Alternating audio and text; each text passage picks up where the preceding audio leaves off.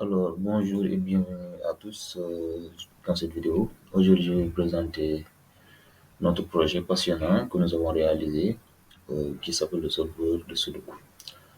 Alors, ce programme, il résout automatiquement une grille de Sudoku à partir d'un fichier texte en utilisant ce qu'on appelle l'algorithme de backtracking. Alors, le projet, il est structuré en trois fichiers principaux.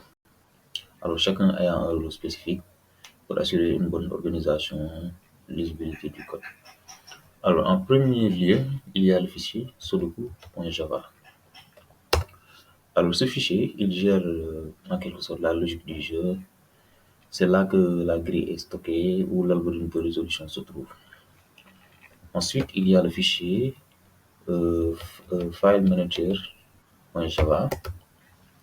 Alors, ce fichier, il permet de charger une grille depuis un fichier texte pour résoudre cette grille, quoi. Alors, enfin, il y a le fichier main.java. Alors, ce fichier, c'est le point d'entrée du programme. Il orchestre l'exécution globale du programme, quoi. Donc, on va détailler chaque fichier étape par étape.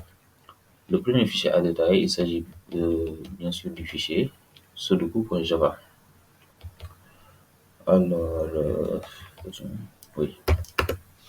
Alors, ce fichier, la classe Sudoku, on a d'abord la classe Sudoku qui est au cœur du programme. Elle contient la grille et l'algorithme de résolution. Ensuite, il y a la méthode affiche grille.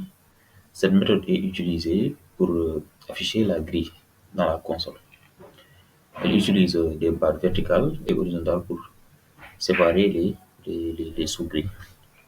Ensuite, il y a la méthode résoudre. Alors, cette méthode est l'algorithme principal qui résout la grille. Il utilise l'algorithme de backtracking. Dans cet algorithme, chaque case vide est remplie avec un chiffre de 1 à 9. Si une valeur ne fonctionne pas, le programme revient en arrière pour essayer une autre valeur. Alors, il y a aussi la méthode evalid. Cette méthode vérifie si un chiffre peut être placé à un certain endroit en plaçant les reclus Sudoku. Alors, il n'y a pas de répétition dans la ligne, la colonne, ni dans le bloc. Alors, on va aller sur le deuxième fichier qui est le fichier FileManager.java. Alors, ce fichier, il contient une méthode qui permet de charger la grille à partir d'un fichier texte. Alors, il y a la méthode de charger grille, qui ouvre le fichier spécifié, lit chaque ligne, la découpe en éléments et les place dans une grille. Donc, c'est ça pour le fichier File Manager. Ensuite, il y a le troisième fichier qui est le fichier main.java. Alors, ce fichier, c'est le point d'entrée du programme. Il gère en quelque sorte l'exécution du programme. Il vérifie que le fichier contenant la grille a été bien passé en argument. Il charge la grille à l'aide de la classe FileManager. Il affiche la grille initiale. Ensuite, il tente de résoudre la grille en appelant la méthode résoudre.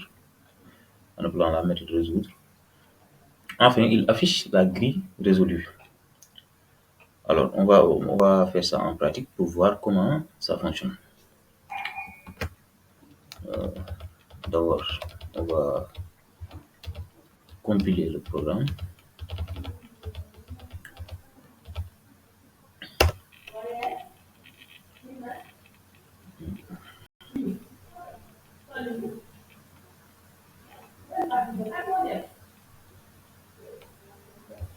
Et on lance l'exécution.